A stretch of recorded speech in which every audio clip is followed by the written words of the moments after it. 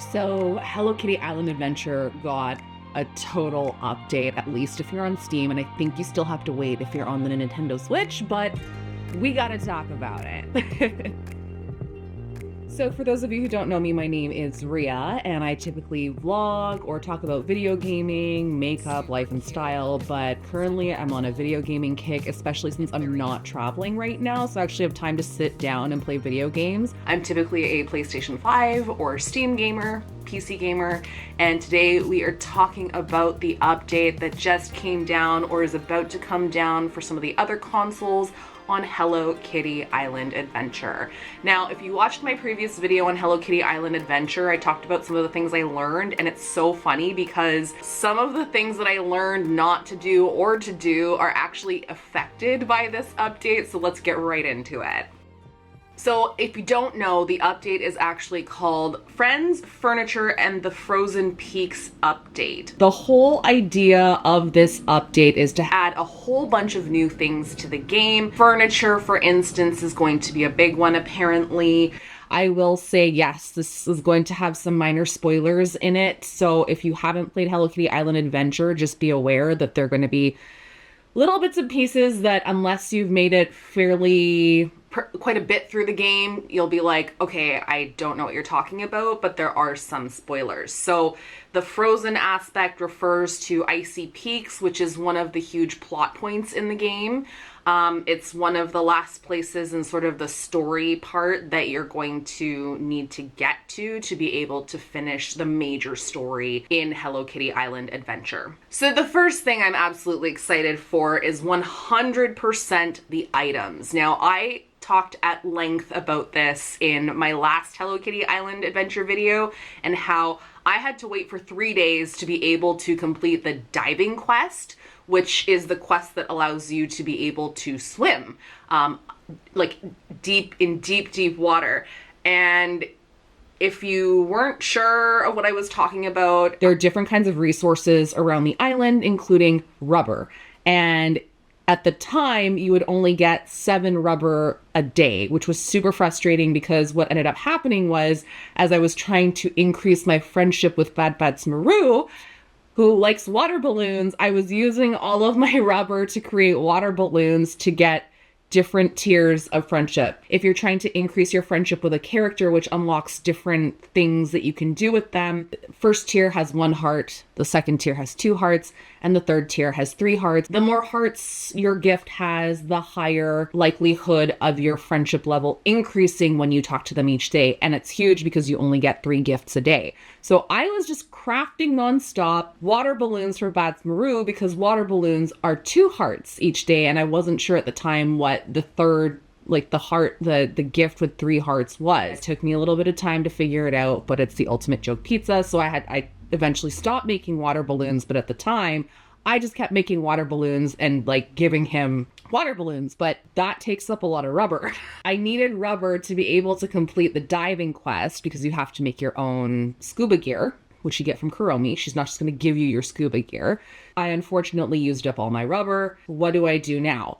Fortunately, you can actually, if you don't log into the game for up to 3 days, you will find all your resources and you can pick them up. So now what I just do is, if I don't have time to log in, because yes, I do have a life outside of gaming, and sometimes I just can't get to the game until 2 or 3 days later. But what I do is I run around and I go pick up all my rubber, or I use the null chest to be able to do that. But most of the time I like to go pick it up myself because it's just a handful of rubber relative to some of the other resources, and I just hoard instead of crafting things immediately. I am so happy about this update. It makes me so happy that, you know, just because I don't log in for a day or two, that I lose my resources. I quite frankly think that's super unfair. I'm going to be real with you. I have a full-time job. I run my own business.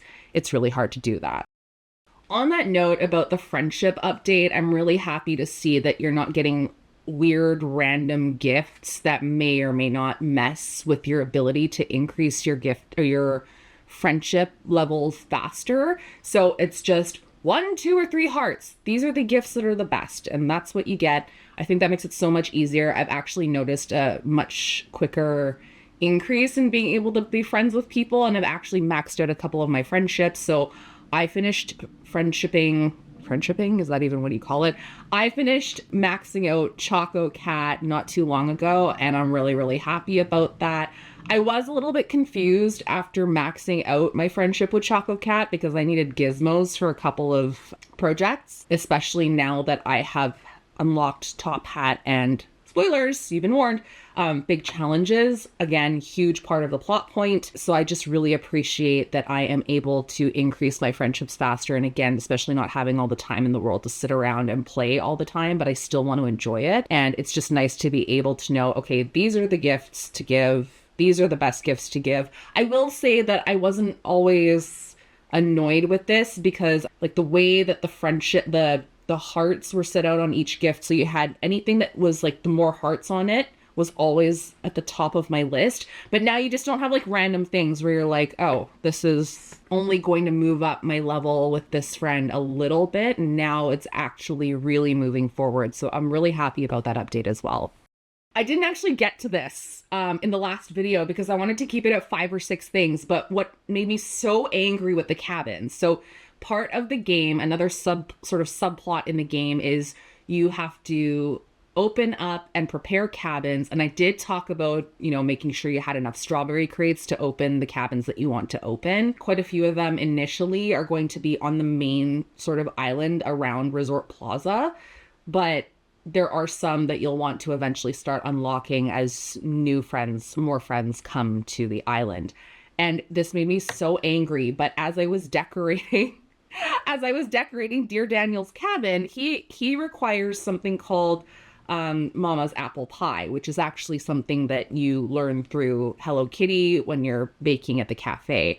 And I had been trying so many times to stack the pie, to put the pie on a table, but it just wasn't happening. And this was so frustrating. And I hate to compare apples to oranges, no pun intended. You can put stuff on the table in Animal Crossing. Like, come on, guys. So it was so frustrating to have to put my apple pie on the floor.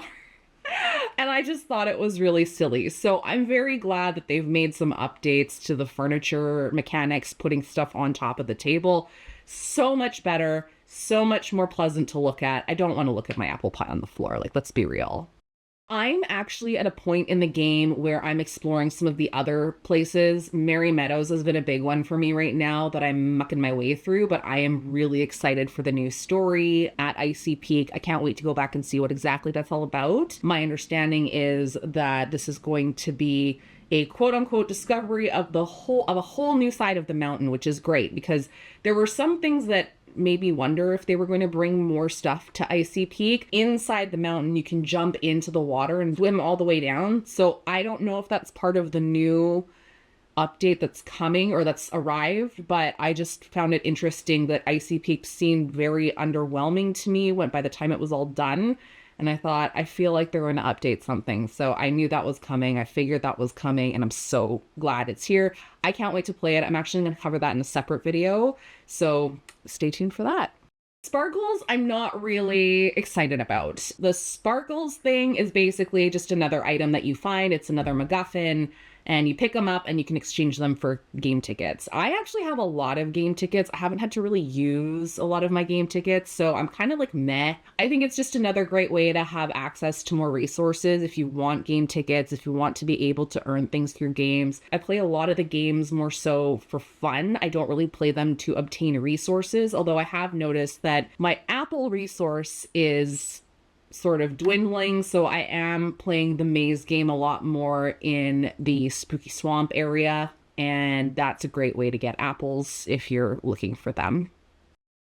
I love the idea of the call a friend function because I am so tired of having to run back and grab. So I only ever use a handful of friends, but I often will use Pachaco and I've used Pom Pom Purin. So those are my two main ones that I typically use, although I will use Peckle from time to time. Now they have different, if you basically run around with them, you get different sort of functions that you're able to perform. So Pochako, for instance, is great for walking around or running around faster. Pom Pom Purin is really good for jumping. So I do like that I don't have to run all the way back and try and find them to be able to call them.